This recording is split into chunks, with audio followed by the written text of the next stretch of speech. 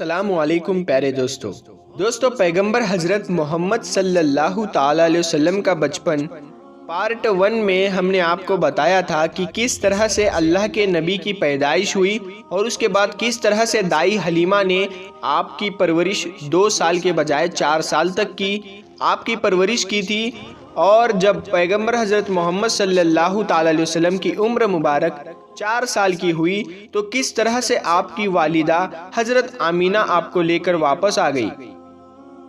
اب دوستو آج کی اس ویڈیو میں ہم آپ کو اس کے آگے کا واقعہ بتانے والے ہیں، تو چلیے دوستو شروع کرتے ہیں۔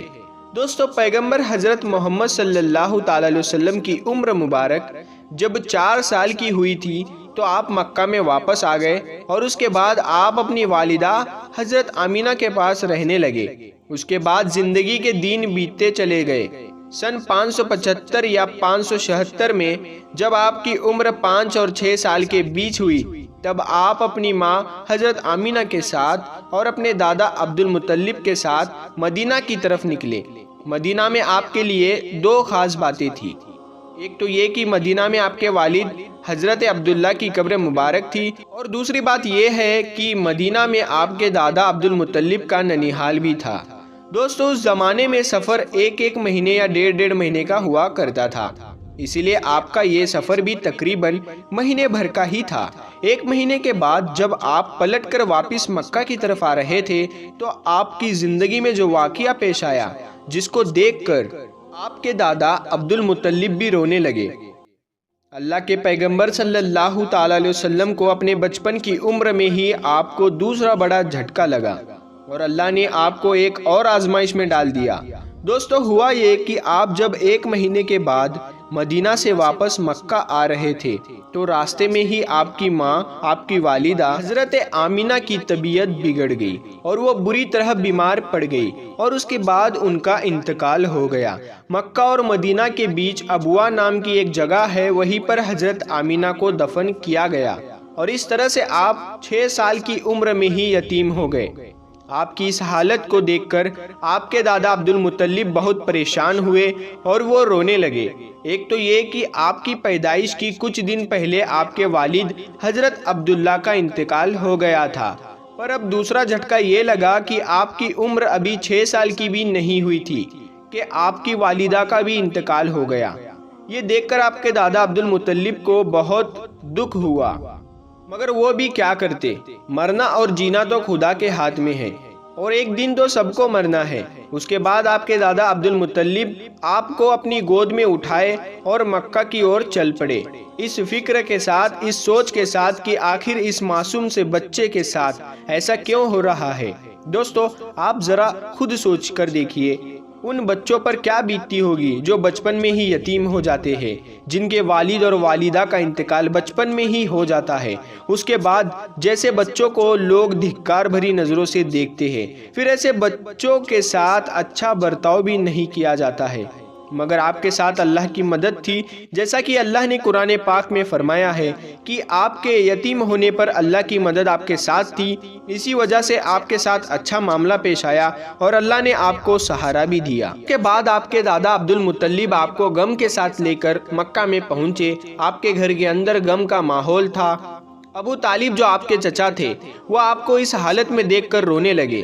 ابو طالب آپ کو بہت چاہتے تھے، پر عبد المطلب بھی اپنے بیٹوں سے زیادہ اور اپنے سب پوتوں سے زیادہ اپنے پیغمبر حضرت محمد صلی اللہ تعالی علیہ وسلم کو چاہتے تھے۔ دوستو ہم آپ کو بتا دیں کہ عبد المطلب وہ شخص تھا جو قریش کا بہت بڑا سردار تھا۔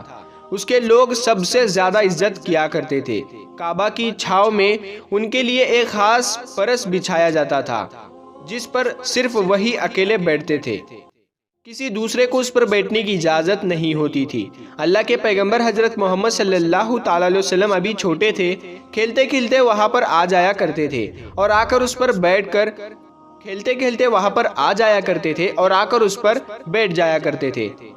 ان کے ساتھ ہی ساتھ یہ کہ ان کو اٹھا کر وہاں سے الگ بٹھا دیا جائے، لیکن عبد المطلب ان کو روکتے تھے اور کہتے تھے کہ یہ میرا پوتا ہے اور اسے بیٹھنے دو۔ پھر آپ کے دادا آپ کے سر پر اور آپ کے پیٹھ پر ہاتھ پھیرتے اور آپ کو اپنے پاس بٹھا لیتے۔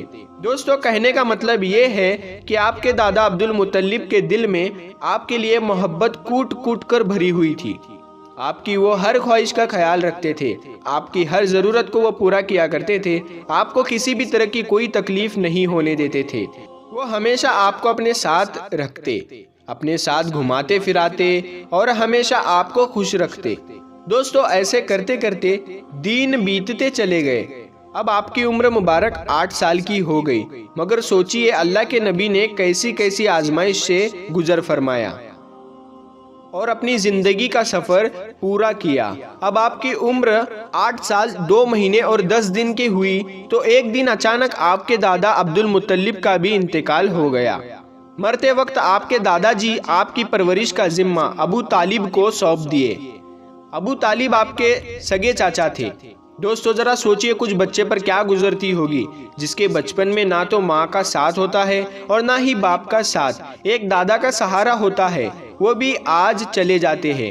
اس کے بعد آپ کی پرورش کا ذمہ آپ کے چاچا ابو طالب اٹھاتے ہیں۔ دوستو اس کے بعد ابو طالب نے آپ کو سہارا دیا، آپ کی ہر طرح سے حفاظت کی، آپ کی دشمنوں سے تلوار سے ہر طرح سے آپ کو محفوظ رکھا اور آخری سانس تک آپ کی مدد کرتے رہے۔ حالانکہ ابو طالب پیسے والے نہیں تھے، پھر بھی آپ کو کسی بھی بات کی کمی محسوس نہیں ہونے دی اور جس چیز کی خواہش کرتے تھے آپ اس کو پوری کر دیتے تھے۔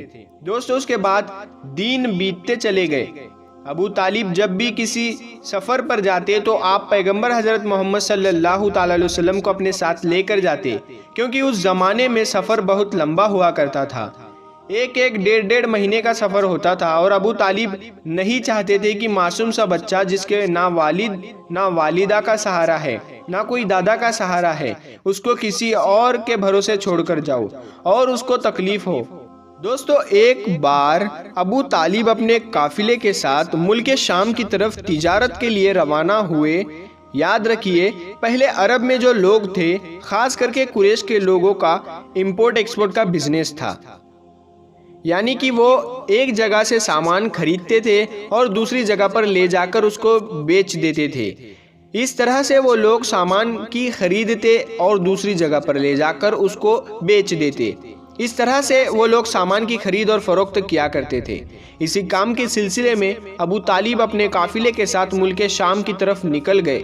ساتھ میں آپ نے پیغمبر حضرت محمد صلی اللہ علیہ وسلم کو لے لیا اور آپ کو ایک اونٹنی پر سوار کر دیا۔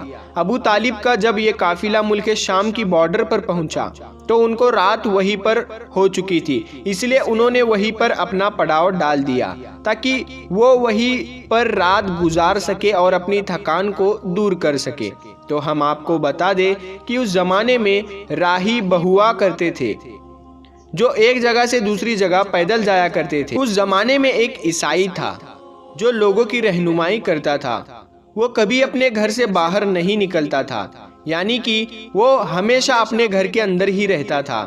جب اس کو معلوم چلا کہ ملک شام میں کتنے پڑاؤ ڈالا ہے تو وہ دوڑتا ہوا ان کے پاس آیا اور پیغمبر حضرت محمد صلی اللہ علیہ وسلم کو لے لیا اور ابو طالب سے کہنے لگا کہ یہ بچہ ساری دنیا کا سردار بن کر آیا ہے۔ اس کی یہ بات سن کر ابو طالب حیران ہوئے اور پوچھنے لگے کہ تمہیں کیسے پتا، تم کو کس نے بتایا ہے کہ یہ بچہ ساری دنیا کا سردار بن کر آیا ہے؟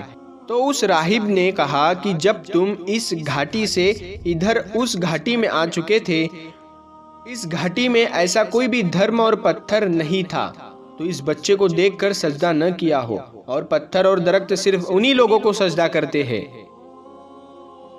جس کو اللہ اپنا پیغمبر بنا کر بھیجتا ہے۔ اس کے بعد وہ کہنے لگا کہ تم اس بچے کو ملک شام ساتھ لے کر مت آنا، کیونکہ آگے یہود سے ان کو خطرہ ہے، کہیں وہ اس کا قتل نہ کر دے، اور میں اس بچے کو اچھی طرح سے پہچانتا ہوں کیونکہ تورات اور دل میں عشق رسول ہونے کا ذکر آیا ہے، اور میں اس بچے کو اچھی طرح سے پہچانتا ہوں، اس کی پیٹھ کے نیچے ایک شیر کی طرح ایک نبوت کی مہر لگی ہے، اس مہر سے بھی میں ان کو پہچانتا ہوں، لہٰذا تم اسے ملک شام لے کر مت جانا۔ دوستو اب ابو طالب کو اس راہب کی باتوں پر یقین آ چکا تھا کہ وہ جو کہہ رہا ہے بالکل سچ کہہ رہا ہے۔ اس کے بعد ابو طالب نے کسی شخص کے ذریعے سے پیغمبر محمد صلی اللہ علیہ وسلم کو واپس مکہ میں پہنچا دیا۔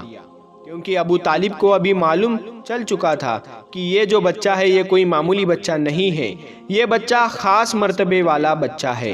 اس کے بعد ابو طالب آپ کی پرورش اور آپ کی سرکشا کے معاملے میں اور زیادہ چوکنا ہو گئے اور آپ کی ہر طرح سے حفاظت کرنے لگے۔